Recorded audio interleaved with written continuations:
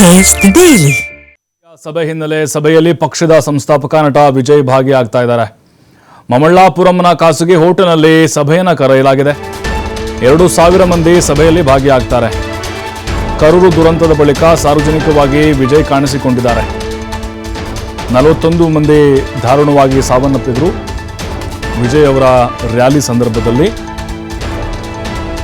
ಮೃತರ ಕುಟುಂಬಕ್ಕೆ ಸಾಂತ್ವನದ ಜೊತೆಗೆ ಪರಿಹಾರವನ್ನು ಕೂಡ ನೀಡಿದರು ವಿಜಯ್. 2026ರ ತಮಿಳುನಾಡು ವಿಧಾನಸಭಾ ಚುನಾವಣೆಗೆ ತಯಾರಿಯನ್ನು ಮಾಡಿಕೊಳ್ತಾ ಇದ್ದಾರೆ. ಹೋದ ಕಡೆಯಲ್ಲೆಲ್ಲ ಅವರಿಗೆ ಭರ್ಜರಿ ರೆಸ್ಪಾನ್ಸ್ ವ್ಯಕ್ತವಾಗ್ತಾ ಇದೆ. ಎಲ್ಲೂ ಬಹಿರಂಗವಾಗಿ ಕಾಣಿಸಿಕೊಂಡಿರಲಿಲ್ಲ. ಕರೂರು ಇನ್ಸಿಡೆಂಟ್ ಆದಮೇಲೆ ಈಗ ಒಂದು TVK ಸಭೆಯನ್ನು ಕರೆದಿದ್ದಾರೆ. ಬಹಳ ಮಹತ್ವ ಪಡೆದುಕೊಂಡಿದೆ ಇದು. ಸುಮಾರು 2,000 ಅವ್ರ ಪಕ್ಷದ ಕಾರ್ಯಕರ್ತರು ಭಾಗಿಯಾಗ್ತಾರೆ. ಸಾಮಾನ್ಯ ಮಂಡಳಿ ಒಂದು ಸಭೆ ಇದೆ. ಯಾಕಂದರೆ ಈಗಾಗಲೇ ರಾಜಕೀಯವಾಗಿ ಬಹಳ ಸದ್ದನ್ನು ಮಾಡ್ತಾ ಇರುವಂಥ ಪಕ್ಷ ಅಂದರೆ ಅದು TVK, ವಿಜಯ್ ಅವರ ಪಕ್ಷ. ಲಕ್ಷಾಂತರ ಸಂಖ್ಯೆಯಲ್ಲಿ ಅಭಿಮಾನಿಗಳು, ಕಾರ್ಯಕರ್ತರು ಕೂಡ ಅವರಿಗೆ ಸಾಥನ್ನು ಕೊಡ್ತಾ ಇದ್ದಾರೆ. DMK ಹಾಗೆ AIADMK ಅಲ್ಲಿ ಮೈತ್ರಿ ಪಕ್ಷಗಳೇನಿದ್ದಾವೆ ಅವರೆಲ್ಲರಿಗೂ ಕೂಡ ಒಂದು ರೀತಿ ಈಗಿನಿಂದನೇ ಶಾಕನ್ನು ಕೊಡ್ತಾ ಇದ್ದಾರೆ. ದಳಪತಿ ವಿಜಯ್ ಅವರು ಕರೂರು ದುರಂತ ಆದಮೇಲೆ ಅವರು ಕೂಡ ನೋವಿನಲ್ಲಿದ್ದರು.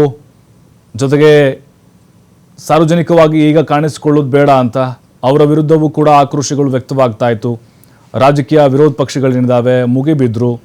ಅವ್ರನ್ನೂ ಕೂಡ ಬಂಧಿಸಬೇಕು ಅನ್ನುವಂಥ ಒತ್ತಾಯಗಳು ಕೂಡ ಹೆಚ್ಚಾಯಿತು. ಮತ್ತು ರಾಜಕೀಯವಾದಂಥ ಕೆಲವೊಂದಿಷ್ಟು ಗಿಮಿಕ್ಗಳು ಕೂಡ ಅಲ್ಲಿ ನಡೆದವು. ಆದರೆ ವಿಜಯ್ ಆ ಒಂದು ಎಲ್ಲ ವಿರೋಧಕ್ಕೂ ಯಾವುದೇ ರೀತಿಯಾದಂಥ ಪ್ರತಿಕ್ರಿಯೆಗಳನ್ನು ಕೊಡದೆ ಪಕ್ಷ ಸಂಘಟನೆ ಮುಖ್ಯ, ಮುಂದಿನ ದಿನಗಳಲ್ಲಿ ಅಧಿಕಾರಕ್ಕೆ ಬರಬೇಕು, 2026 ಚುನಾವಣೆಯಲ್ಲಿ ಕಮಾಲ್ ಮಾಡಬೇಕು ಅಂಥೇಳಿ ಪಣ ತೊಟ್ಟು ನಿಂತಿದ್ದಾರೆ. ಮಮಳಾಪುರಂನ ಖಾಸಗಿ ಹೋಟೆಲ್ನಲ್ಲಿ ಸಭೆಯನ್ನು ಕರೆಯಲಾಗಿದೆ. ಸಭೆಯಲ್ಲಿ ಭಾಗಿಯಾಗಿದ್ದಾರೆ ನಟ ವಿಜಯ್ ಭಾಗಿಯಾಗಿದ್ದಾರೆ. ಈಗ ಮಮಳಾಪುರಂನ ಖಾಸಗಿ ಹೋಟೆಲ್ನಲ್ಲಿ ಸಭೆ ನಡೀತಾ ಇದೆ.